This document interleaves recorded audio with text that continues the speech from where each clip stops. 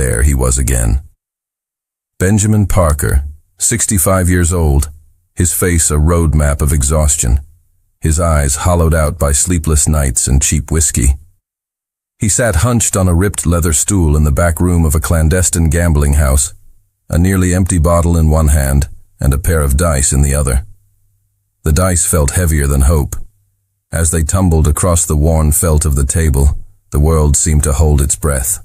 For a single electric second, a jolt of pure, unadulterated hope shot through him. This was it. This was the one. But the numbers that settled under the dim, smoky light were wrong. Again.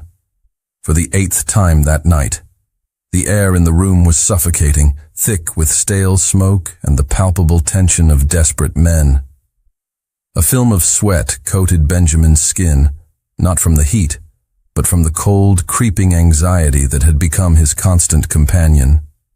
He was an addict. After the cancer had cruelly stolen his wife, Clarice, Benjamin had found himself adrift in a sea of grief and debt. The hospital bills he couldn't pay, the mortgage, the utilities. The gambling had started as a fantasy, a quick fix. Just one lucky roll, and he could change everything. Pay off his debts, secure the house, fund Lily's future. That's what he told himself. A heavy hand landed on his shoulder. It was firm, dry, and unwelcome. Benjamin turned slowly, his heart sinking. It was one of Royce's men, a mountain of a man, his broad arms straining against the seams of a cheap suit. "Come on, Parker." The man's voice was a low growl that allowed no room for refusal. "Royce wants a word." The chatter at the table died instantly. Benjamin knew he had no choice. "Benjamin!" Royce's voice boomed across the private office. His smile, which revealed a single gold tooth, was wide and predatory, as if greeting an old friend. He was a large man, his face flushed red, his bald head gleaming under the single overhead lamp. "Royce, how are you?" Benjamin managed, his own voice tight with apprehension. "I'm great, Ben. Better now that I know you owe me a favor," Royce replied, the false smile dropping away, revealing the shark beneath. "Royce, I know I owe you some money, but I'll pay you. Some money." Royce let out a dry, sarcastic laugh that grated on Benjamin's nerves. "My friend, you owe me $800,000. I don't think that qualifies as some." Benjamin swallowed hard, the number a death sentence. "But look here, Ben." Royce's tone shifted again, becoming almost sickeningly sweet. "I'm a merciful man, and you have something that I'm interested in." A chill, colder than any winter night, snaked down Benjamin's spine. He could see the devil dancing in the man's eyes. "What could I possibly have that interests you, Royce? My house? We can work something out." "Don't play the fool, Benjamin." Royce slammed a meaty fist on the table, the sound echoing like a gunshot. The mask was gone. The fake sympathy had vanished, replaced by a rabid, possessive anger. He quickly composed himself, settling back into his chair with a pretense of elegance. "I want your daughter, Benjamin." Benjamin's heart felt like it stopped. His vision tunneled for a second, as if he'd been struck. Lily? This monster wanted his Lily? His little girl who, despite being 23, was still the light of his life? "Royce, I don't think I understand. My daughter? She's a good girl. She works 2 jobs to help me with the bills. She's never been in any trouble. She's not like the girls who work here," Benjamin stammered, unable to stop the tears that now streamed down his weathered face. "Stop your crying, man. You look even more pathetic," Royce said, with a look of disgust. "This is how the world works, Ben. Did you think you could come in here night after night, drink my whiskey, play with my money, and there would be no consequences?" He leaned forward, his eyes burning with a repulsive malice. "I want Lily for my own interests. I don't care that she's not like the girls who work for me. That's precisely what makes me want her so badly." The implication was vile, unmistakable. "Benjamin, I'm giving you an opportunity, a gift. You bring me your Lily next Thursday, willingly, and I will forgive everything you owe me." He paused, letting the horror sink in. "Or, you'd better find a way to come up with $800,000. Royce finished with a low, diabolical laugh. Benjamin stumbled out of the office, his heart hammering against his ribs, his mind reeling. He had expected Royce to hurt him. Maybe, deep down, he had even wanted it as punishment for his failures. But his daughter, his Lily, he couldn't bear it. Then, like a flash of lightning in the storm of his despair, an idea struck him. It was insane. It was a long shot. But it was the only way. The Langford estate rose from the manicured lawns of Suickley Heights, like a fortress against the brewing storm outside. Benjamin had been a driver for this family for over 20 years, a silent fixture in the background of their opulent lives. He stood at the service entrance, soaked from the rain, his desperation a palpable aura. "I need to see Dr. Langford," he said to Maria, the head housekeeper, his voice barely above a whisper. "Please, Maria. It's a matter of life and death." She led him through marble halls lined with the oil-painted portraits of Langford ancestors, their severe, aristocratic faces seeming to judge him as he passed. The study smelled of old leather and expensive bourbon, and behind the massive mahogany desk sat Daniel Langford, 28 years old, devastatingly handsome, and colder than the storm raging outside. He was the grandson of Edward Langford, the man Benjamin had served so loyally for so many years. Daniel didn't look up from the medical journals spread before him. "You have 2 minutes, Benjamin. Make them count." "Dr. Langford," Benjamin began, his voice cracking under the weight of his shame. "I know this is insane, but some of the old staff mentioned you were looking for a wife." Now Daniel looked up, one dark eyebrow arched in aristocratic disdain. "Are you offering your services as a matchmaker? Because your track record with life choices isn't exactly stellar." The words cut deep, but Benjamin pressed on, fueled by a desperation that eclipsed any humiliation. "Please just hear me out. I'm drowning, Dr. Langford. After Clarice died, I lost my way. The grief was eating me alive, and I thought the gambling would numb the pain. It didn't. It just made everything worse." Daniel leaned back in his leather chair, his long fingers steepling in front of him. His gaze was analytical, assessing. "And now you want me to bail you out. How much?" $800,000, Benjamin whispered, the number falling between them like a death sentence. "That's a substantial debt for a man with no assets," Daniel observed coolly. "What makes you think I would invest in such a high-risk proposition?" Tears welled in Benjamin's eyes, hot and shameful. "Because I'm not asking you to invest in me. I'm asking you to invest in my daughter." The words poured out of him now, a torrent of love and fear. She's all the good I have left. She's beautiful, yes, but she's so much more than that. She's brilliant. She loves literature. She sees the world with eyes that haven't been corrupted by money or status." For the first time, Daniel's expression shifted. A flicker of something, curiosity perhaps, danced in his cold eyes. "Go on." "She's pure in a way this world doesn't deserve," Benjamin pleaded, his voice breaking completely. "She works at Miller's Diner, saving every penny for her future, and on weekends she volunteers, teaching kids who can't afford tutors. She asks for nothing and gives everything." He looked at the powerful young man before him, his last hope. "She is the only good thing I have ever done, and now she's going to pay for my sins if I can't stop it." Daniel was quiet for a long moment, his sharp gaze studying the broken man before him. $800,000 was pocket change to him. But why would he tie himself to a waitress from the wrong side of town? On the other hand, every woman in his own social circle bored him to tears, vain, vapid creatures more interested in his bank account than his mind. This girl, she sounded different. Interesting. "I'll need to meet her first," Daniel said finally, his voice crisp and decisive. Consider it a courtesy for your years of loyalty to my grandfather.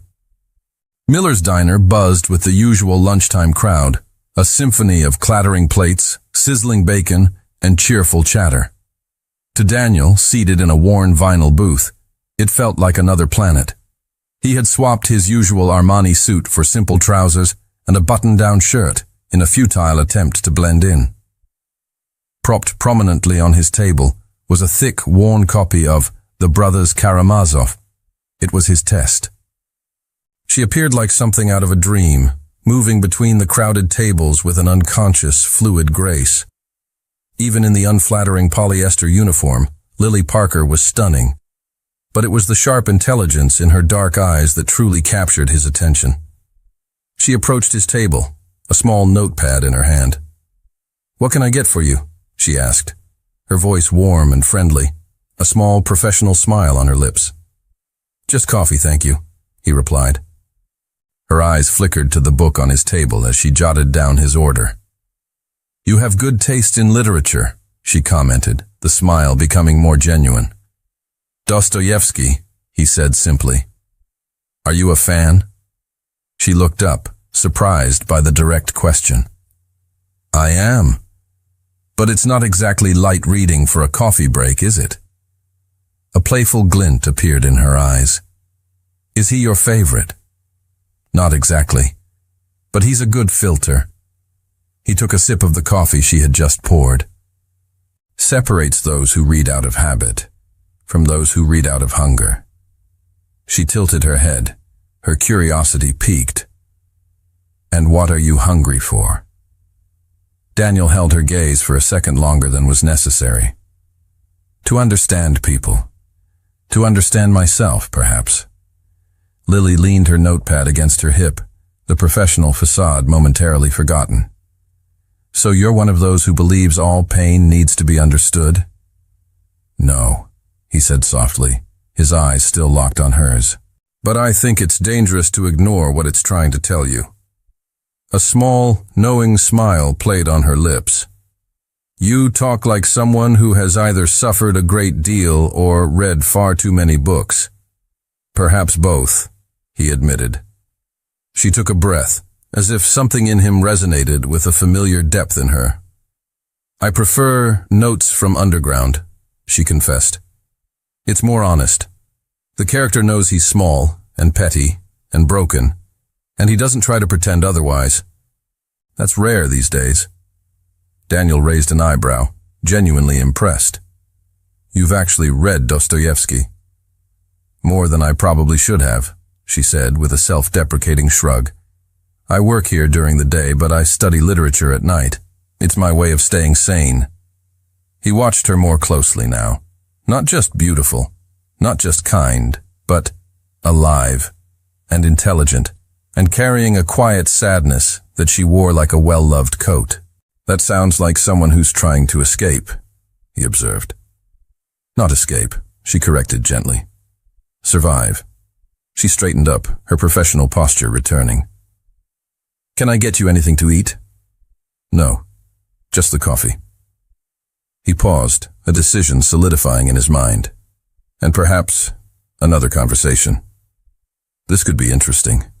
Perhaps Benjamin wasn't so crazy after all. She looked at him, a mixture of amusement and suspicion in her eyes. "Lily!" The harsh voice of her manager, a balding man named Richard, cut through their conversation like a blade. "Get back to work. You're not paid to chat." "I'm sorry," Lily said, her cheeks flushing with embarrassment as she turned away from Daniel. "I didn't mean to." "Don't apologize," Daniel said quietly, his voice firm enough for only her to hear. "It was illuminating." As she moved away to take another order, Daniel watched her, observing the easy grace and genuine warmth she showed to every customer. He finished his coffee slowly, his decision made. When he reached his car, his phone was already in his hand. "Benjamin, I've met your daughter. We have a deal." Benjamin stood nervously in his small living room, repeatedly adjusting a tie that felt like it was choking him. The house was humble but tidy, filled with the ghosts of a happier past he was desperately trying to salvage. The doorbell chimed, a sound that seemed to echo with the finality of a judge's gavel. He opened the door to find Daniel Langford standing on his porch, an imposing figure against the gray afternoon sky. He was as devastatingly handsome and as cold as Benjamin remembered. Lily came from the kitchen, a cup of tea in her hand, and stopped short. "Dad? What is he doing here?" she whispered, her eyes wide with confusion. "How do you know him?" Benjamin stammered, the words catching in his throat. Daniel stepped past him into the room, his presence immediately shrinking the small space. He looked at Lily, his expression unreadable, the warmth and curiosity from the diner completely gone. This was business. "Lily, please, sit down," Benjamin said, his voice trembling. "We need to talk. About what's happened. I've lost everything. I got into debt and I didn't know what else to do. I was threatened and I did something to protect you." "Protect me from what, Dad?" she asked, her heart beginning to pound with a nameless dread. "What are you talking about?" With tears welling in his eyes, Benjamin let the whole sordid story spill out in a single ragged breath. The gambling, the lies, the crushing debt to Royce, and the vile threat against her. "So I went to Dr. Langford," he finished, his voice cracking. "He was looking for a wife, and I made a deal with him. He's going to marry you, Lily. It's the only way to pay the debt." Lily stared at him, her face a mask of horror. The teacup slipped from her numb fingers and shattered on the floor, the sound of violent punctuation to her father's confession. "What?" she breathed, the word a ghost of a sound. You sold me? To him?" Daniel, who had been watching the scene unfold in cold silence, took a step forward. "Benjamin, please give us some privacy," he said, his voice calm and authoritative. "I need to speak with your daughter alone." Benjamin, his face ashen, retreated from the room, leaving the two of them alone with the broken pieces of porcelain on the floor. Lily was on the verge of a complete breakdown, her body trembling with a mixture of rage and betrayal. "What kind of man makes a deal like this?" she demanded, her voice shaking. Daniel didn't flinch. He bent down, picked up a shard of the broken cup, and looked at her, his eyes devoid of pity. "I require a wife who is intelligent, presentable, and won't embarrass me in the social circles I frequent. You appear to be more than just a pretty face. This marriage will be purely for convenience." He stood up, his voice becoming firmer, laying out the terms as if discussing a medical procedure. "I pay your father's debt. I provide him with a comfortable living arrangement and enroll him in the best psychiatric and addiction program my hospital has to offer. In return, you will act as my wife. You will attend social functions. You will manage my household staff. It's not a large team, merely a housekeeper, 2 maids, a cook, 2 drivers, and a gardener. The house must be kept in impeccable order, as I often entertain important guests." He let out a dry, humorless laugh. "My head housekeeper, Maria, insists on my opinion for everything from cocktail menus to curtain fabrics.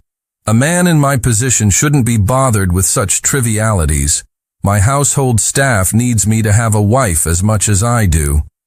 A hysterical, ironic laugh escaped Lily's lips. "Are you kidding me? The richest doctor in the city needs a Cinderella?" Daniel's expression remained serious. "Call it what you will, Miss Parker. Let's just say you need my help, and I need yours. It's a mutually beneficial arrangement." He paused, his gaze dropping for a fraction of a second, a flicker of something unreadable in his eyes. "And don't worry about physical contact. I have other avenues for that sort of entertainment. I won't touch you." He let the words hang in the air, then added, his voice a low, suggestive whisper, "Unless, of course, you want me to." Lily felt a strange, terrifying mix of revulsion and fascination. What kind of woman would refuse the touch of a man as undeniably attractive as him? The thought was a traitorous whisper in the back of her mind. He can't know that, she thought frantically. A man like him, rich, powerful, used to getting what he wants. If he senses any attraction, he'll know he has me. He'll own me completely. I accept, she said, her voice loud and defiant, a shield against her own treacherous thoughts. But on one condition. You will not lay a single finger on me. Ever. Daniel was already at the door. He turned back, a slow, sardonic smile spreading across his handsome face. Fine. We have a deal. My lawyer will be here tomorrow morning with the contracts. Have your bags packed by 9. He paused, his eyes raking over her in a way that made her skin prickle. Miss Parker, he said, his voice dripping with irony, I have a feeling you're going to change your mind. About the wedding? She asked, confused. No, he replied, the smirk widening. About letting me touch you. He turned and left. Lily watched him go, her body trembling. What was this feeling? This terrifying, exhilarating, and utterly confusing feeling.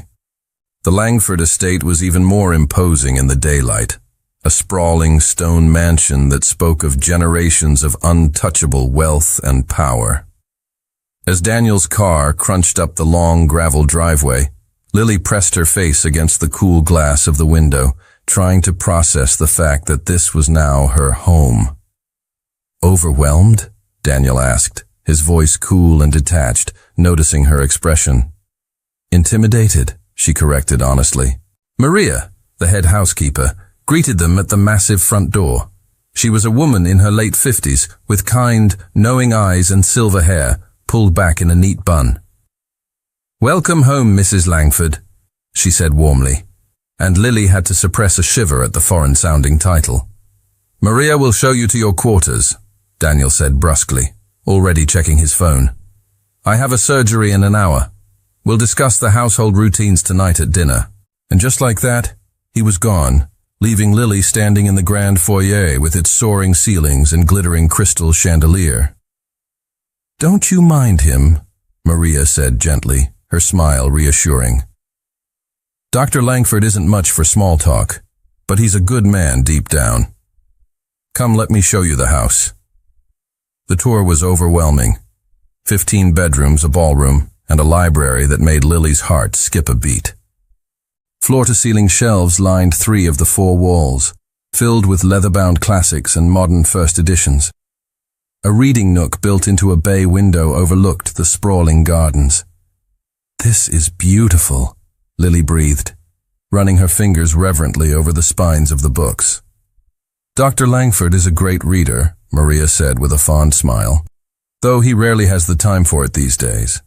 Perhaps you'll bring some life back to this room. Lily's room, her wing, as Daniel had called it, was larger than her entire childhood home.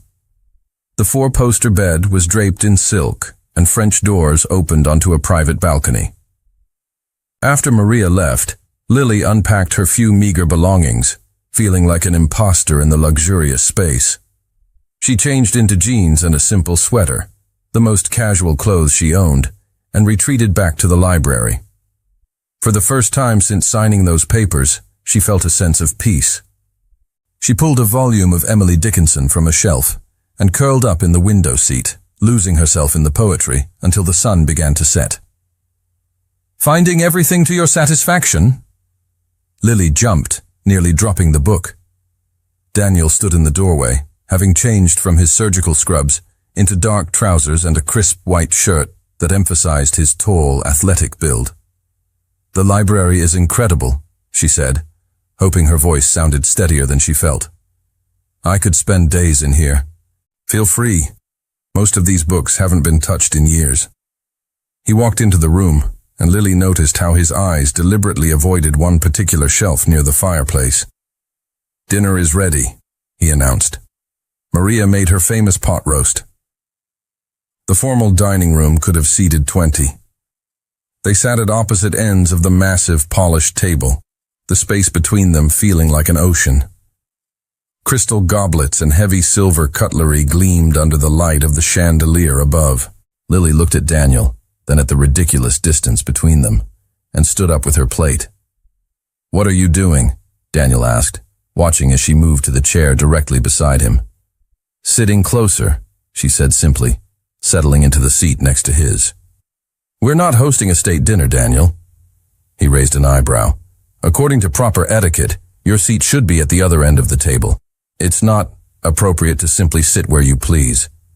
Lily ignored his lecture on protocol, cutting into her food. "I like human warmth. I'm not going to sit a mile away from you when it's just the two of us." He stared at her for a moment, a flicker of something unreadable in his eyes. Then a slow, genuinely fascinated smile spread across his face. Apparently, Lily was not going to be the meek, compliant wife he had anticipated. She was authentic. Later that night, Daniel found her asleep in the library, curled up on the deep leather sofa with an open copy of Wuthering Heights resting on her lap. She looked peaceful, her face soft and unguarded in the dim light. She was wearing a modest white satin nightgown that had somehow become slightly disheveled in her sleep. Daniel couldn't help but notice how graceful she looked, even in slumber. A delicate strap had slipped from her shoulder, and he found his eyes drawn to a small beauty mark on her neck he'd never noticed before. Without thinking, he moved closer, studying the elegant curve of her throat. Almost unconsciously, he found himself leaning in, wanting to catch the subtle vanilla scent of her hair. The fragrance was intoxicating, filling his senses and making his masculine instincts roar to life with an intensity that shocked him. The desire was immediate and overwhelming. He wanted to make love to her right there, to taste that exposed neck, to discover the flavor of her lips, to claim her completely. Realizing his thoughts had strayed into dangerous territory, he pulled back sharply, his heart pounding. This was wrong, wasn't it?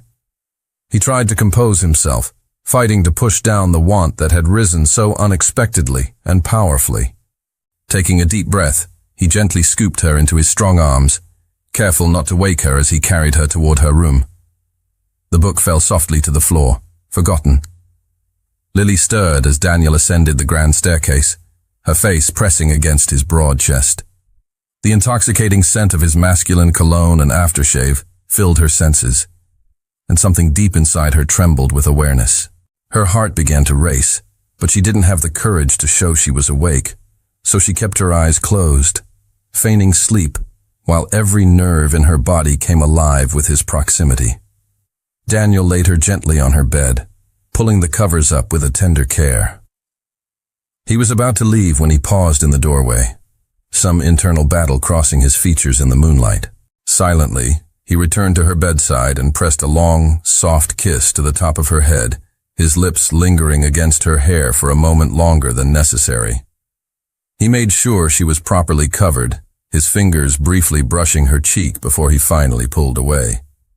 He left, closing the door softly and leaving the room in darkness. Only then did Lily release the breathless sigh she had been holding, her heart hammering violently against her ribs. She lay motionless in the dark, trying to process what had just happened. Her entire body was trembling with the aftershock of his touch, his scent still surrounding her. Chicago glittered like a spilled box of jewels below their hotel suite, but Lily barely noticed the view. She stood before the full-length mirror, hardly recognizing the woman staring back at her. The midnight blue gown that Maria had insisted on packing had transformed her from a small-town waitress into a sophisticated socialite. The silk clung to her curves, and the simple, elegant cut made her look poised and confident. "Ready?" Daniel's voice came from behind her. "We can't be late." He stopped mid-sentence as she turned to face him.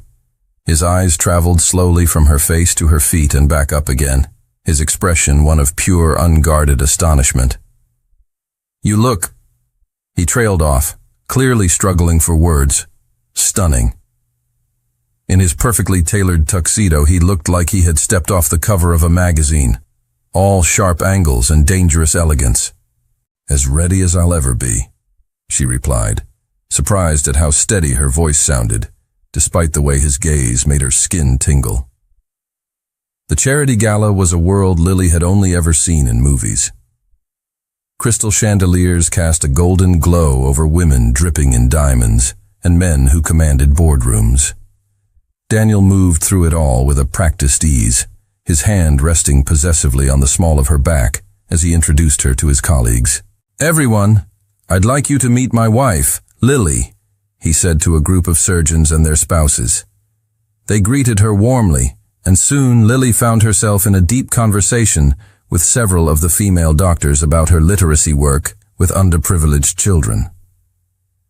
At first, Lily felt shy, acutely aware of the social chasm between her and these accomplished women. But as they showed genuine interest in her volunteer teaching, asking thoughtful questions about her methods and the children she helped, her confidence grew. She began to speak more animatedly, her passion for the subject evident. Daniel had moved away to speak with some colleagues, but he found himself unable to concentrate. His attention kept drifting back to Lily, the way she gestured with her hands when she spoke, her intelligent observations, the way she unconsciously tucked a stray strand of hair behind her ear when she was nervous. He was genuinely impressed by her grace and intelligence. "Ah, how lovely to see a newlywed couple," Dr. Margaret Hartwell, a respected physician in her 50s, said as she approached Lily with a warm smile. "It reminds me of when I married my late George." Lily looked confused for a moment. She had almost forgotten that she and Daniel were supposed to be a couple, even if it was just for show. Margaret, noticing Lily's perplexed expression, laughed gently. "I'm referring to Daniel, my dear. It seems you've truly captured his heart.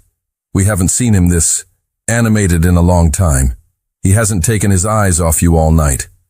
She gestured toward Daniel, and Lily followed her gaze to find him watching her from across the room with undisguised admiration and desire. When he realized she was looking back, he quickly averted his eyes as if he'd been caught doing something wrong. Lily felt her cheeks burn with embarrassment. "Don't be embarrassed, dear," Margaret said with a mischievous chuckle.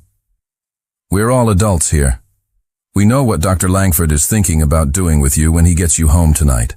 Lily laughed nervously, her face turning an even deeper shade of red. This was supposed to be business. Could Daniel really be having those kinds of thoughts about her? Or was she going crazy? Her evening took an unpleasant turn when Professor Morrison, a lecherous colleague Daniel despised, cornered her by the bar. He had clearly had too much to drink and began making inappropriate, suggestive comments. Daniel's protective instincts flared instantly. Without creating a scene, he moved to her side with a commanding presence, his arm wrapping around her waist and pulling her firmly against his body. "Professor Morrison," Daniel said, his voice controlled but laced with danger, "I believe you've had enough. I suggest you step away from my wife." Lily felt her stomach ignite with a firestorm of desire. Daniel in full protective alpha male mode, defending his woman, his woody cologne filling her senses. She looked up at him with burning want. This strong, imposing man, his hands on her waist, shielding her as if she belonged to him, made her body tremble. She felt a hot, liquid warmth pool between her legs and realized with a jolt of shock that her body was betraying her completely. She couldn't be near him anymore, feeling his presence, his scent, his heat, without her body revealing how much it burned for him, even as her mind screamed no. "We should go," Daniel whispered to her, his voice a low growl. "Before I do something I'll regret right here." Lily could only nod, unable to speak. In the car on the way back to the hotel, she sat in silence, watching Daniel's hands on the steering wheel. He had removed his jacket and was wearing just his dress shirt, the sleeves rolled up to his elbows, revealing strong vascular forearms. Lily tried to look away. Her thoughts were straying into dangerous territory. She kept glancing at him, then away, taking deep breaths and staring out the window, trying to control her racing heart. Daniel noticed her strange behavior. "What on earth is wrong with you? Are you all right?"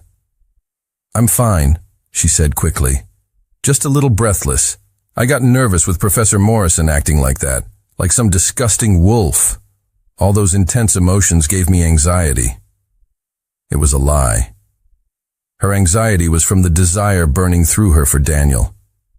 "Well, you can relax now," Daniel said gently, "because you have me to protect you from any danger." He removed one hand from the steering wheel and placed it on her knee. Not in a lecherous way, but gently, reassuringly. But the simple gesture inflamed Lily even more, and she was practically in combustion. "Daniel," her voice faltered. "Thank you, but please, don't touch me." Daniel immediately removed his hand and returned it to the wheel. "I understand, Lily. I'm sorry, I didn't mean to cross any lines." Upon arriving back at the suite, Lily rushed directly to her room, trying to put as much distance between herself and Daniel as possible. A torrential storm broke over Chicago that night, the wind howling, rattling the grand windows of Lily's suite. Sleep was impossible. The crash of thunder and the brilliant, jagged flashes of lightning brought back childhood fears she thought she had long since conquered. Before she could talk herself out of it, she was out of bed, padding down the long, silent corridor toward Daniel's room at the far end of the suite. She wore the same white silk nightgown from the night she'd fallen asleep in the library. She knocked softly on his door. "Come in." His voice rumbled from within, low and thick with sleep. She pushed the door open. The only light came from a dim lamp on his nightstand, casting long, dramatic shadows across the room. He was sitting up in bed, shirtless, his hair disheveled. He looked powerful and primal in the stormy, half-lit room. "Lily? What is it?"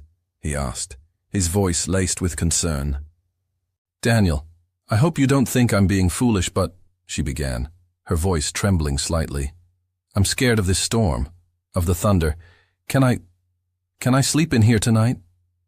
He swung his legs out of bed and stood, moving toward her. When the lamplight hit his bare chest, the defined muscles of his torso and shoulders, Lily felt her knees go weak, but she held her ground. He came to a stop directly in front of her, so close she had to tilt her head back to look at him. He gently placed a hand on her face, his thumb stroking her cheek. "You're afraid of the rain?" he asked, his voice a low murmur. There was no mockery in his tone, only a quiet, searching intensity. "Yes," she whispered. "I know it's stupid, but I am." His eyes held hers. "You know," he said softly, "I've been thinking about the party tonight, the way you acted in the car. And I've figured it out." "Figured what out?" she asked, her heart beginning to hammer against her ribs. "You're not just afraid of the rain, Lily Parker." He leaned closer, his breath warm against her skin. "What are you really so afraid of?" She tried to deflect, to hide behind a childhood memory. I suddenly remembered when it used to storm like this. I'd go sleep with my parents. I felt safe.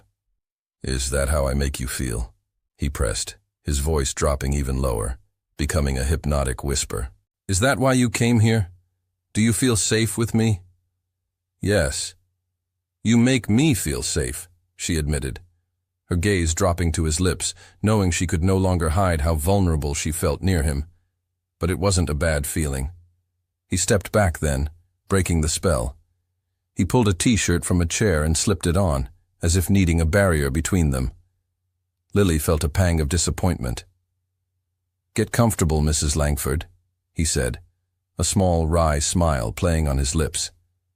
"The right side of the bed is mine." She got into the massive bed, lying on the far left side, her back turned to him. It was too much of a temptation to look at him. The space between them felt like a mile-wide chasm. Then, a deafening crash of thunder shook the entire hotel. Lily yelped, and before she even realized what she was doing, she had scrambled across the bed and pressed herself against Daniel's warm, solid body. He reacted instantly, his strong arms wrapping around her, pulling her securely against his chest. She froze, mortified at her own involuntary reaction. But she didn't move away. She couldn't. His heart was beating a rapid, heavy rhythm against her ear. She tilted her head back to look at him and found him already staring down at her, his fingers gently tracing the line of her shoulder, her arm. His eyes were burning. She could see the desire in them, raw and undisguised, and she knew her own eyes reflected the same desperate want. She could smell him, the clean cotton scent of his t-shirt mixed with the intoxicating masculine scent of his aftershave. It filled her senses, making her dizzy. She watched his throat work as he swallowed. She saw the veins standing out on his powerful arms. She felt the deep, shuddering breaths he took. And she knew. He wanted her too, as much as she wanted him. "This is a contract," a small, rational part of her brain screamed. "You can't do this. He's a rich, spoiled man. He'll use you and discard you." She knew she had to stick to the script, to keep her emotions locked away. But her heart, her treacherous, foolish heart, already belonged to him. It felt inevitable. She was going to lean in, she was going to kiss him, she was going to surrender. But just as she was about to close the final inch between them, she whispered, "Daniel, the storm has passed. I'm going back to my room." She saw the flicker of disappointment in his eyes, the tightening of his jaw. Just when he thought she would finally give him what he wanted, she had pulled away again. "All right, Lily, good night," he said, his voice strained. She started to slide away, but his hand shot out, his fingers closing gently around her arm. "Lily." He pulled her back, not forcefully, but with an undeniable strength. "I won't do anything," he whispered, his voice a low, rough promise against her ear. "Until you ask me to. I won't do anything until you want to be mine. Until you ask to belong to me." The possessiveness, the raw honesty of his words sent a shiver down her spine. But it also brought her crashing back to reality. "I am not your toy, Mr. Langford." The thorny words should have angered him, but he only looked at her with a strange, knowing sadness. "No," he said, releasing her arm. "You're not." She fled back to her room, her heart a battlefield of conflicting emotions. Daniel was already at the head of the dining table when Lily came down for breakfast. The storm had passed, leaving behind a city washed clean, and a silence in the penthouse that was heavy and charged. The air between them crackled with the unresolved tension of the night before. Remembering his words, his near confession, Lily deliberately chose a seat far down the long, polished table, putting as much physical distance between them as possible. She couldn't look at him. She busied herself with pouring a glass of orange juice, her hands not quite steady. He watched her for a full 3 minutes, his expression unreadable, like a king observing a rebellious subject from his throne. The silence stretched, becoming a tangible presence in the room. Then, his voice, calm and low, cut through it. "Lily." She looked up, her heart giving a nervous flutter. "Sit next to me." It wasn't a request. It was a quiet, indisputable command. A spark of her old defiance flared. "I'm fine where I am, thank you," she replied, her tone laced with a cool, false politeness. This man was dangerous to her peace of mind, and she needed to keep her distance. He stared at her for another long moment, his gray eyes intense. Then, to her utter astonishment, he pushed his chair back, stood up, and walked the length of the table. He pulled out the chair directly beside her and sat down, so close she could feel the warmth radiating from his body, could smell the faint, clean scent of his soap and the coffee on his breath. She froze, her fork halfway to her mouth. Daniel Langford did not move for anyone. "According to proper etiquette," she said, a mischievous, nervous smile playing on her lips as she threw his own words back at him. "You can't just sit anywhere you please." A slow, ironic smile spread across his face. "Those foolish rules don't apply," he said, his voice a low murmur, "when I am your husband." Lily looked at him, and the sheer, unapologetic power radiating from him was breathtaking. It was a message, sent without words. "I am the alpha here. This is my territory, and you are mine." This was no longer the man who had signed a business contract. This was a man who had decided to claim what he considered his, And for men like Daniel, what they considered theirs carried a weight she was only just beginning to understand. She felt a desperate need to change the subject, to steer them back to safer, less complicated waters.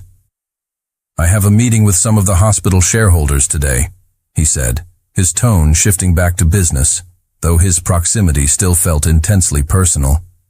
"But when I get back, I want to discuss something with you." A chill went down her spine. He was too serious, too intense. She had a feeling she knew what he wanted to discuss, and she wasn't ready. "Daniel, could you give me a ride?" she asked quickly, latching onto the first distraction she could think of. "Maria said she needed to go to the market. I wanted to go with her. She's been teaching me so much and—" He interrupted her babbling, but his voice was surprisingly gentle. "Lily, you are not a prisoner here. You can go wherever you wish." He paused. "I'll have my driver take you both. While I'm in my meeting, you can do your shopping." Lily nodded, a wave of relief washing over her. For now, at least, the difficult conversation had been postponed. Daniel sat in the sterile, glass-walled conference room, listening to a senior board member drone on about interest rates and expansion plans. His mind, however, was not on the presentation. It was on Lily, on the fear in her eyes during the storm, on the defiant tilt of her chin at breakfast, on the way she had felt in his arms. His phone vibrated on the table. He glanced down, expecting a message from his assistant. He saw Lily's name, and his heart stopped. He excused himself from the meeting, a sudden, cold dread washing over him. Lily never interrupted him during work. If she was calling, something was wrong. "Daniel!" Her voice was a panicked whisper, laced with terror. "Royce is here. He's following me and Maria. There are 2 other men with him." Ice flooded Daniel's veins. "What? Are you sure?" "Positive," she cried softly. "We were walking, and a black car was driving slowly behind us. Maria suggested we go into the street market. That's when we saw him, Royce, and 2 of his thugs, walking behind us. I don't know what to do, Daniel." She was trying to hold back sobs. She didn't know what Royce wanted. The debt was paid, but she knew it couldn't be anything good. "Where are you right now?" His voice was a low, commanding growl, the boardroom executive replaced by something far more primal. "Still in the market," she whispered. "Is Maria with you?" "Yes." "Stay calm, Lily. I'm coming." His mind was already working, mapping out the streets, calculating response times. "Near that market, a little further up the street, there's a restaurant called Romano's. Can you get there safely?" "Yes. He can't see us right now, but I can see him searching the stalls." "Good. Go to the restaurant. Don't make a scene. I'm on my way." A fierce, protective rage, hotter than anything he had ever felt, surged through him. He barked an order to his personal security team, not because he was afraid of Royce, but because he was afraid of what he might do to the man if he lost control. Lily and Maria slipped into the restaurant, but they were spotted. Just as they sat down at a small table, Royce and his 2 men entered, their presence sucking the air out of the room. Royce slid into the chair opposite them, his men standing a few feet away, trying to look inconspicuous. "What do you want, Royce?" Lily asked, her voice trembling despite her efforts to sound brave. "The debt is paid. We owe you nothing." Royce leered at her, his eyes slimy and possessive. He looked, Daniel thought with a flash of disgust, like a pig sizing up a meal. "Ask your maid to leave, sweetheart," he said with a false, oily charm. "This conversation is between us." Before Lily could answer, Maria spoke, her voice shaking but full of fire. "I'm not going anywhere, you disgusting worm. Where Lily goes, I go." Royce's eyes narrowed. "Watch your mouth, old woman." He caught himself, his greasy smile returning. "Whatever. Lily, my dear, in the world of men, things work differently, if you catch my meaning." Lily stared at him, horrified. "My deal with your father was never about the money," Royce continued. "From the beginning, I told him exactly what I wanted as payment. The old drunk must have gotten confused somewhere along the line. What did you ask my father for? She whispered, a wave of nausea rising in her throat. Darling, don't play innocent. I've been watching you for a long time, Lily. So young, so beautiful, so clean. Not like the women I usually associate with. If you try anything, I'll scream, Lily threatened, her hand closing around a heavy salt shaker on the table. Now, don't be rude. Royce chuckled, a horrible wet sound. I'm a gentleman. I would never do anything to you here. That's why I'm politely asking you to come with me. There's no other way you're leaving this restaurant. Maria grabbed Lily's arm, her knuckles white with fear. Where are you taking me? Lily demanded. Just as Royce was about to answer, a calm, cold voice cut through the air. She's not going anywhere with you. Daniel slid into the booth beside Royce, his arrival so sudden and silent that Royce flinched. Lily let out a choked sob of pure, unadulterated relief. Daniel took command of the space instantly, his posture imposing, his legs spread slightly in a silent, primal declaration of territory. He draped an arm casually around Royce's thick shoulders, his touch a chilling mockery of friendship. Hello, Royce. How are you? He said, his voice a low, pleasant murmur laced with iron. He signaled a waiter. Whiskey. Neat. The drink appeared almost instantly. Now, Daniel continued, turning his cool gray eyes on the sweating man beside him. Where were you planning on taking my wife? He took a slow sip of the whiskey, the amber liquid a tool to bank the fires of the rage that was threatening to consume him. I'm waiting, Royce, Daniel said again, and this time there was no pleasantry in his voice, no irony. Only the flat, cold tone of a surgeon about to make a final, fatal incision. Where were you taking my woman? Dr. Langford. What a surprise, Royce stammered, his face turning a blotchy red. I heard you were in an important meeting. No meeting is more important than my wife, Royce. It's important that you understand that, Daniel said, taking another deliberate sip. Royce seemed to shrink in his seat, the blustering predator suddenly reduced to the cornered rat he was. Lily had stopped crying. She was staring at her husband with wide, astonished eyes. She had never seen this side of him, this dangerous, powerful, utterly commanding man.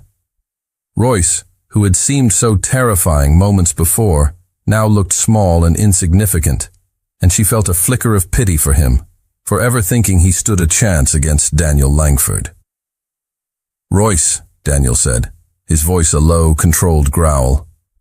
You are touching what is mine, and I don't like it when people touch what is mine. I don't like it when they look at what is mine, or bother what belongs to me. I'm a possessive man. Do you understand? Royce clearly knew this side of Daniel. The fear in his eyes was real. He had let his vile instincts override his common sense, and Daniel was now here to remind him of his mistake. Mr. Langford, I didn't mean to bother your wife. I just came to extend an invitation.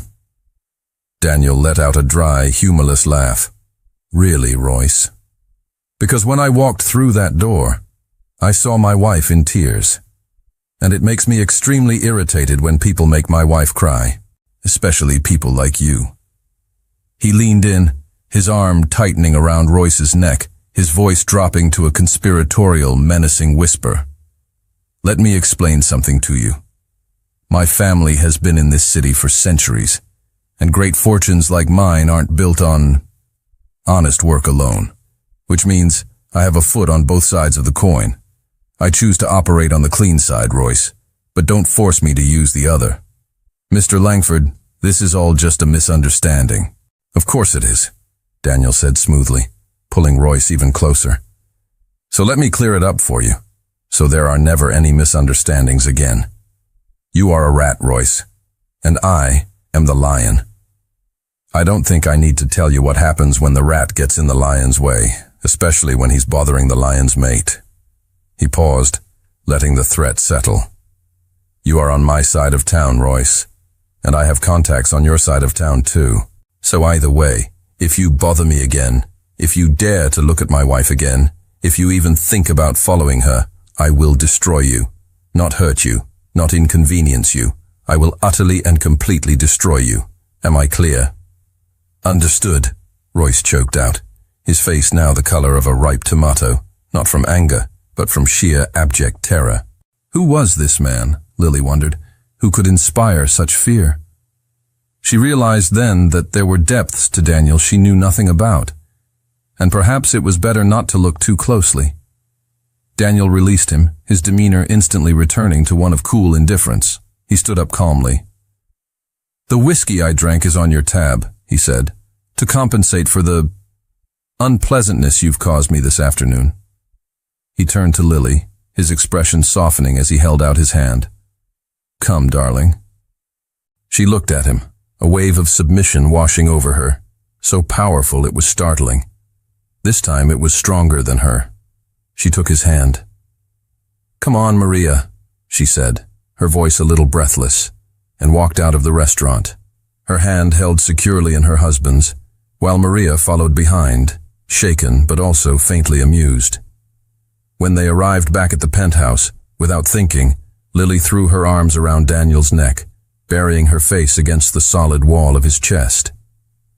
She felt him stiffen in surprise for a second before his own arms came around her, holding her close. "Thank you," she whispered against his shirt. "I've never had anyone stand up for me like that." His arms tightened around her. "Get used to it," he said, his voice a rough growl against her hair. "You're mine now. I protect what's mine." The raw possessiveness in his voice should have alarmed her. Instead, it sent a flood of warmth through her veins. She pulled back to look up at him, and the intensity in his eyes stole her breath. "Daniel." He was going to kiss her. She could see it in the way his gaze dropped to her lips, in the way his hands tightened on her waist. Her own lips parted in silent invitation, her heart hammering against her ribs. Then, abruptly, he stepped back, his cool mask sliding back into place. "I should make some calls," he said, his voice once again crisp and professional. "Make sure Royce doesn't cause any more trouble." The moment shattered, leaving Lily feeling cold and confused. "Of course," she managed. I'll let you work." Alone again, she tried to ignore the hollow ache in her chest. This was a business transaction. That's what she had agreed to. So why did his casual rejection hurt so much? But something had changed. She had seen Daniel in full protective mode, fierce, powerful, completely alpha. And that side of him had awakened something in her she didn't know existed. A desire so deep and overwhelming, it terrified her. As she went to her room that night, Lily knew things would never be the same between them. Daniel had shown his claws defending her, and she had liked it. Far more than she should have. Far. Sleep was a stranger to Lily that night. She tossed and turned, the sheets tangling around her legs, her body consumed by a restless, burning desire. The image of Daniel confronting Royce replayed in her mind on a relentless loop. The cold fury in his eyes, the protective arm around her waist, the raw power in his voice. "You're mine now. I protect what's mine." The words echoed in her soul, stealing her peace. Finally, unable to bear it any longer, she got up and went to take a cold shower, hoping the shock of the water would calm the storm inside her. Daniel, meanwhile, was also awake. He had made his calls, ensuring Royce would become a non-issue, but his mind was not on business. It was on Lily, on the terror in her eyes at the restaurant, and the way she had melted against him afterward. He walked down the silent corridor toward her room, intending to check on her, to say something. He wasn't even sure what. He found her door slightly ajar and heard the sound of the shower running. He stopped, his hand raised to knock, when a thought, sharp and unwelcome, pierced his composure. He could just walk in. He was her husband. He had the right. He took a step forward, then recoiled, as if burned, disgusted with himself. "Daniel, you idiot," he muttered under his breath. "What kind of sick pervert have you become?" The truth was, he was losing control. Since their wedding, he hadn't touched another woman. The arrangement had been clear. He would seek his pleasures elsewhere. But his relationship with Lily had become a tangled, unexpected thing. He wanted her, and only her. But he was terrified of her reaction if he admitted it. Would she see it as a violation of their contract? Would she throw it back in his face? He couldn't risk it. He turned to leave. "Daniel?" He froze. Lily stood in the doorway of her room, wrapped in a fluffy white towel, her wet hair clinging to her face and neck. Water droplets traced paths down her skin. In the dim hallway light, she looked ethereal, unreal. Daniel stared, his mouth suddenly dry. "What are you doing here?" she asked, her voice soft. He looked at her, at the way the towel clung to her curves, at the water glistening on her collarbone, and his carefully constructed control shattered. "Earlier," he said, his voice hoarse as he took a step toward her, "I said I wanted to talk to you." "Yes, I remember," she said, her eyes watchful. "I'm listening." He shook his head, trying to clear it. Could you get dressed first?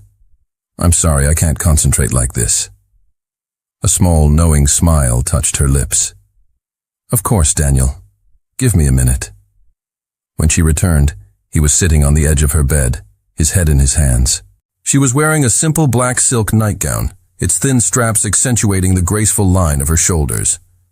The sight of her, so effortlessly beautiful, was another blow to his crumbling defenses. He stood up, a man of nearly 6 feet towering over her, yet he had never felt so vulnerable. "So?" she prompted gently. "What did you want to say?" "Lily," he began, his voice strained. "I know this was supposed to be just a contract, a business deal, but things have changed between us." "Changed?" she asked, feigning innocence. "Yes, more than I ever expected." He took a breath, forcing the words out. "When we made this deal, I told you I would still go to clubs when I felt the need, and that you shouldn't be bothered by it." "I remember," she said, her stomach twisting into a knot. He saw the flicker of pain in her eyes. "I haven't been. Not once," he confessed, his gaze intense. "Since we were married, I haven't been with another woman." "Why are you telling me this?" she asked, her voice barely a whisper. "Because I know you saw the message from Amanda on my laptop," he said, his voice quiet but firm. She was caught. A flush of shame crept up her neck. "How did you know?" "My laptop has a security feature. It takes a screenshot with the webcam of anyone who snoops," he said, taking another step closer. "Daniel." "Lily." His voice was a raw whisper now.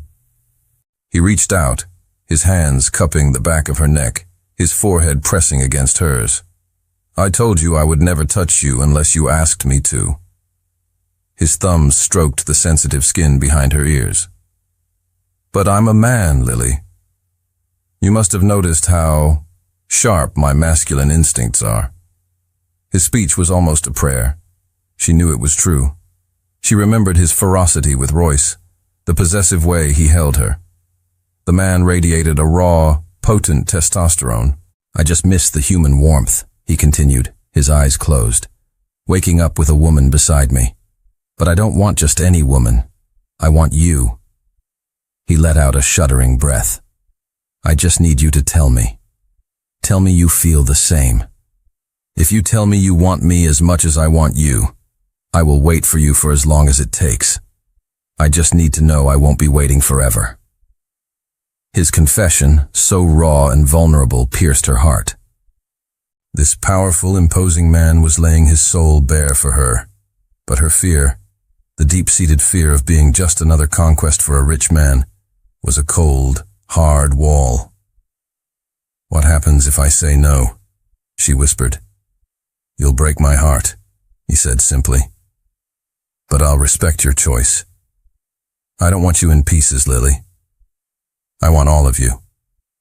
Daniel, please, don't ask this of me, she pleaded, gently pulling away, the hypnotic spell breaking. I can't. We can't. We can't mix feelings into this. Why not? He asked, the frustration finally breaking through his control. Because you would never have even looked at me if you hadn't bought me. The words flew out of her mouth, sharp and cruel as a whip. She regretted them instantly, but it was too late. The vulnerability in his eyes vanished, replaced by a familiar, cold mask. So that's how you see this, he said, his voice flat, devoid of emotion. That's how you see me, as some shallow, selfish man buying toys for his collection. He wasn't angry. He was disappointed. I see. In that case, good night, Mrs. Langford. Daniel, no, she whispered, tears welling in her eyes. But he was already gone, the door closing softly behind him. Lily collapsed onto her bed, sobs racking her body. 15 minutes later, she heard the roar of his car's engine starting in the garage below. He was leaving. Was he going to her? To Amanda? The thought was a physical pain, tearing her apart from the inside. Suddenly, there was a frantic knocking on her door. Miss, are you all right? Please, Maria, go away, Lily cried. Maria entered anyway, her face etched with concern, and gathered the weeping girl into her arms. Lily clung to her, her grief pouring out in a torrent. She wasn't just crying for Daniel. She was crying for her mother, for her father, for a life that had been a constant, relentless struggle. She had always been in survival mode, never knowing peace, always waiting for the next disaster. Daniel had been the first person to ever make her feel safe, protected. And she had just pushed him away. She had pushed him into the arms of another woman. Lily eventually cried herself to sleep in Maria's comforting embrace. The next morning, she awoke in her own bed, the sheets cold, her heart a heavy, aching stone in her chest. She went downstairs for breakfast, a sense of dread hanging over her. Maria, I woke up a little late today, she began, already knowing the answer. Has Dr. Langford had his breakfast yet? Maria wouldn't meet her eyes. Mrs. Langford, he didn't come home last night, did he? Lily's voice was flat, brittle. He's still not back. I'm so sorry, miss, Maria said, her own eyes full of a sad pity. Let's think positive. Maybe his car broke down somewhere, or perhaps... A dry, humorless laugh escaped Lily's lips. Maria, she said, her voice gentle despite the pain, her eyes shimmering with tears she refused to let fall. Thank you for trying to cheer me up, but we both know where Daniel is. He's in the arms of another woman. The words tasted like poison. She paused, a new, hard resolve settling over her. Maria, help me pack my bags. I'm leaving today. I will not stay here and let Mr. Langford humiliate me any further. But miss, you can't just... Maria, please, Lily interrupted, her voice firm but broken. I can't stay. Not like this. Not after... this. Seeing the unshakable determination mixed with devastating pain in Lily's eyes, Maria knew there were no words that could change her mind. Lily packed her single, small suitcase, the one she had arrived with. She left behind all the expensive clothes, the jewelry, the life that had been loaned to her. She would leave with only what was hers. On Daniel's perfectly made bed, she left a note. Daniel, I appreciate all the help you have given me and everything you have done for me, but I believe this charade can no longer continue, for obvious reasons. As for my part of the contract, I am aware of the penalty for breaking it. I will try to get a loan from the bank today to pay back everything I owe. Thank you. Signed, Lily Parker. Maria watched with a broken heart as Lily walked toward the front door, her back straight, her dignity a fragile shield. She wanted to call Daniel, to warn him, to stop him from making the biggest mistake of his life. But Lily had made her promise. Promise me, Maria, Lily had said, her hands gripping the older woman's. Promise you won't call him. I don't want to be found. Not this way. Not because he feels obligated or guilty. And so, Lily Parker walked out of the Langford mansion the same way she had come in, with a small suitcase and a heavy heart. But this time she wasn't being sold. This time she was choosing her own dignity, even if it meant leaving behind the only man who had ever made her heart beat so fiercely. The taxi pulled away down the long gravel drive. Maria stood in the doorway, watching until the car disappeared completely. She turned back inside, her gaze falling on the telephone on the wall. She had promised not to call. But what if Dr. Langford came back too late? What if, by the time he finally realized what he had lost, Lily was gone forever? She reached for the phone, her fingers trembling over the numbers. Then, remembering the desperate plea in Lily's eyes, she slowly, painfully, placed the receiver back in its cradle. Some promises, she knew, were too sacred to break, even when your heart was screaming that you were making a terrible mistake. 3 days later, the Langford mansion felt like a tomb. Daniel was a ghost within its walls, moving from room to room, the silence amplifying the ache in his chest. He was short-tempered, rude, and utterly miserable. How could he be kind to anyone else when there was a spear lodged in his own heart? "Mr. Langford," Maria's voice cut through his dark thoughts. "Telephone for you." "Is it Lily?" he asked, his head snapping up from his untouched breakfast, a wild, desperate hope flaring in his chest. "No, but—" "Then tell them I'm dead," he interrupted harshly. "It's Detective Sanders, sir. Your friend," Maria pressed, her voice firm. "He said he's found her." Daniel was on his feet in an instant, the chair scraping violently against the marble floor. His life depended on this. A dry, ironic laugh escaped his lips when Sanders told him where she was. Of course. The most obvious place. His old house. The one Benjamin had left behind when he'd been admitted to Daniel's clinic. It was raining hard when he arrived, a relentless downpour that matched the storm in his soul. He pounded on the door, not caring about the water soaking his expensive suit. Lily opened it, her face pale, her eyes wide with a defensive apprehension. "Daniel? What are you doing here?" she said, her voice tight. "I don't have anything of yours. I left a note. I'll pay you back for breaking the contract. You don't need to—" He didn't let her finish. He surged forward, crossing the threshold like a lion reclaiming his territory, his hands tangling in her hair, his mouth crashing down on hers in a desperate, punishing kiss. It was a kiss of anger, of relief, of 3 days of agonizing regret. Lily was caught completely off guard, the shock of it, the sheer force of him, making her knees weak.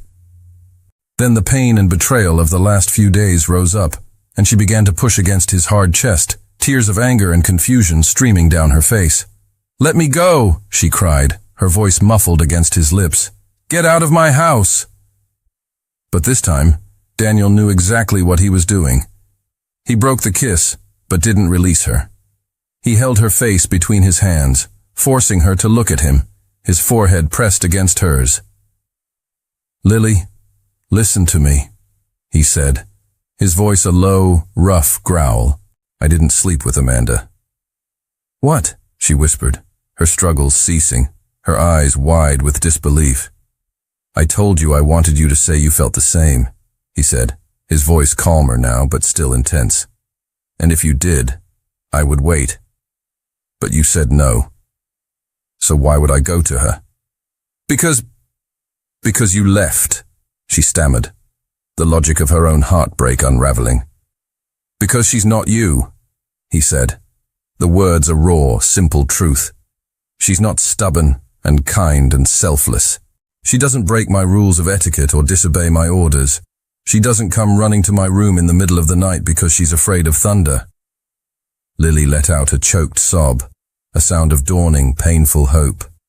He hadn't betrayed her. "I love you, Lily," he said, the words finally free, unburdened by pride or fear. "I went to a hotel that night to cool my head. I couldn't face you. I couldn't face how stupid you made me feel, knowing that a man as rational as me was completely, utterly surrendered to you. I came back to tell you that, but all I found was your note. Daniel, she breathed, her anger melting away, leaving only a vast, aching love. I want to. His breath hitched. What do you want? He asked, his voice trembling, half expecting her to tell him she wanted him to leave. I want you, she whispered, rising on her toes to press a soft, fleeting kiss to his lips. I want you to make love to me. He felt his entire body tremble at her words. The woman he desired more than anything was finally, truly asking for him. I want you now, she said, her voice gaining strength, her own desperation matching his as she kissed him again, harder this time. I want you right here. That was all it took. His hands found the hem of her simple dress, his fingers trembling slightly as he slowly pushed the fabric up, his lips tracing a fiery path down her neck. Lily's breath caught, her head falling back as a low moan escaped her lips. Every nerve ending in her body came alive under his touch. Are you sure? He whispered against her ear, his voice hoarse with a desire he was barely holding in check, still giving her one last chance to retreat. I have never, she breathed, her hands working frantically at the buttons of his soaked shirt, been more sure of anything in my life. The shirt fell to the floor. He was beautiful, powerful, and in that moment, he was completely hers. Lily. He said her name like a prayer as his hands traced the curve of her waist, the swell of her hips. I have dreamed of this. Of you. Every night since that first day. He lifted her easily into his arms and carried her to the old, worn sofa. He laid her down gently, his body covering hers, his lips claiming her mouth in a kiss that was both tender and ravenous. I love you. He breathed against her ear as they moved together, their bodies finding a rhythm as natural as the rain beating against the windows. I love you, Lily. Only you. I love you too, she whispered back, clinging to him, her surrender absolute and complete. 3 months later, Lily stood in her bedroom, adjusting the simple, elegant, emerald green dress Daniel had chosen for her. From the garden below, she could hear the soft strains of a string quartet and the low murmur of voices. Daniel had been mysterious all week, planning what he called a small get-together. Are you ready, Mrs. Langford? She turned. Daniel stood in the doorway, devastatingly handsome in a navy blue suit that made his eyes seem even more piercing. I still don't understand why you're being so secretive, she said, a smile playing on her lips. What exactly are we celebrating? His eyes twinkled with a rare boyish mischief as he offered her his arm. You'll see. He led her down the grand staircase and out into the garden.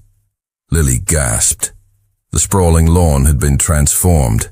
Twinkling fairy lights were strung between the ancient oak trees, white roses bloomed in abundance, and a small group of their closest friends were gathered around what looked unmistakably like a wedding altar. Daniel, what is this? She breathed. Dr. Margaret Hartwell, looking radiant in a lavender dress, approached them with a warm smile. Lily, my dear, you look beautiful. Are you ready for your real wedding? My what? Lily turned to Daniel, her heart beginning to pound. He took both of her hands in his expression tender and serious. Lily, 9 months ago, you became my wife because of circumstances neither of us chose. But today, I want you to marry me because we choose each other, because we love each other. He knelt, right there on the soft grass in front of everyone, and pulled out a small velvet box. He opened it to reveal the most beautiful ring Lily had ever seen, a stunning square-cut emerald surrounded by a halo of glittering diamonds. This was my grandmother's ring, Daniel said, his voice thick with emotion. She told me once to only give it to a woman who could love me for who I am, not for what I have.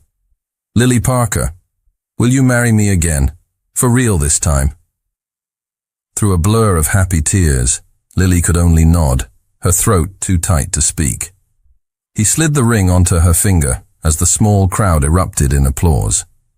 The ceremony was simple and perfect.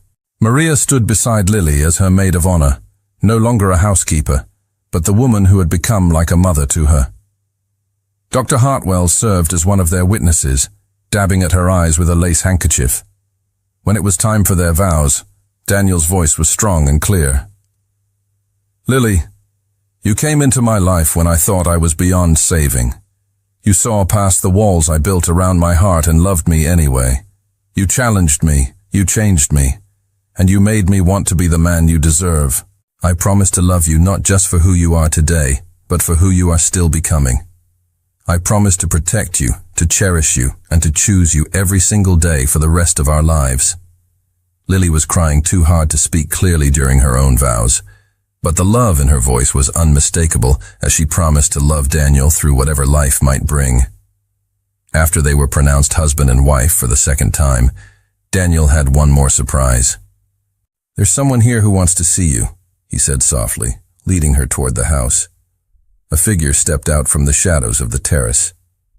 Lily's breath caught. Dad? Benjamin Parker looked like a different man.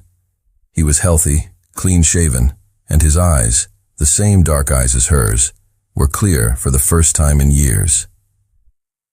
Hello, sweetheart, he said, his voice cracking. Lily ran to him, throwing her arms around him as they both broke down in tears. I'm so sorry, Benjamin whispered into her hair. So sorry for what I did to you, for the choices I made, for failing you when you needed me most. I don't deserve your forgiveness, but you're my father. Lily sobbed against his chest. I love you. I never stopped loving you. Daniel watched from a respectful distance as father and daughter held each other, both of them finally beginning to heal wounds that had festered for far too long. Later that evening, after the guests had gone, Daniel explained. He's been sober for 3 months now, he said as they walked through the lamp-lit garden. He's not ready to live on his own yet, but he's making remarkable progress. He asks about you every day. Thank you, Lily whispered, stopping to look up at him. For saving him. For saving me. For giving us both a second chance. You saved me too, you know, Daniel said softly. You brought me back to life. He discreetly gave them a moment. Dad, Lily began gently, what happened? How did you get sober? Benjamin took a deep breath, his eyes still fixed on the sky. It was Dr. Langford. After he paid off Royce and took on my debts, he didn't just put me in a rehab program. He came to visit me. Every week, without fail, even when I screamed at him, even when I called him every name in the book. His hands trembled as he wiped away a tear. He made me confront what I had done. Not just the gambling debts or the drinking, but what I did to you, Lily. Selling my own daughter as if you were property. Dad, no, let me finish. Benjamin finally looked at her, his eyes red-rimmed. For months, I thought Dr. Langford was just another rich man buying what he wanted. But then he told me something. He said, Benjamin, you didn't sell your daughter to me. You gave me the chance to meet the most extraordinary woman I have ever encountered. And I will spend the rest of my life being grateful for it. Fresh tears streamed down Lily's face. He loves you, Lily, truly. And seeing how he takes care of you, how he looks at you. Benjamin took his daughter's hand. I finally understood what real love looks like. And it made me want to be a better man, a father you could be proud of. I am proud of you, Lily said, squeezing his hand. You're here. You're fighting. You're present. That's all I ever wanted. They sat together in a comfortable silence, father and daughter finally beginning to mend the chasm that addiction and despair had carved between them. 6 months later. It was a quiet Saturday, the kind of ordinary, peaceful day that Lily once never thought she would have. She was curled up in the window seat of the library, lost in a novel, the afternoon sun warming her skin. "Lily?" Daniel's voice pulled her from the pages. "Yes?" "There's something I forgot to ask you." She raised an eyebrow, a playful smile on her lips.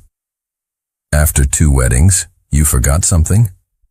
He smiled back, but she could see a flicker of nervousness in his eyes. He crossed the room and knelt beside her chair, taking her free hand in his. Would you want to have children someday?" Lily's heart warmed. It was a topic they had carefully avoided, both of them still healing from their own pasts, still learning how to be husband and wife in the truest sense. "Would you?" she asked softly. Daniel set aside his medical notes and took her face in his hands. "I would," he said, his voice full of a quiet, profound sincerity. "Someday, when we're ready. I want to build a family with you, Lily, a real one. The kind of family we both deserved but never had." Lily set her book aside and wrapped her arms around his neck. "Then we'll build one," she whispered. "Together. A family built on choice, not on obligation. On love, not on desperation." "When you're ready," he promised. "When we're ready," she corrected, and kissed him. In that moment, with the sunlight streaming through the library windows and their future stretching out before them like a blank page waiting to be written, Daniel and Lily Langford understood the deepest truth of their journey. Sometimes the greatest love stories don't begin in charmed circumstances. They begin in the darkest of places. Sometimes you have to be completely broken before you can be rebuilt into something stronger. And sometimes, love isn't about finding the perfect person. It's about 2 imperfect people choosing to build something beautiful together. Their story had started with a desperate father, a daughter sold, and a man buying a wife. But it had transformed into something none of them could have ever predicted.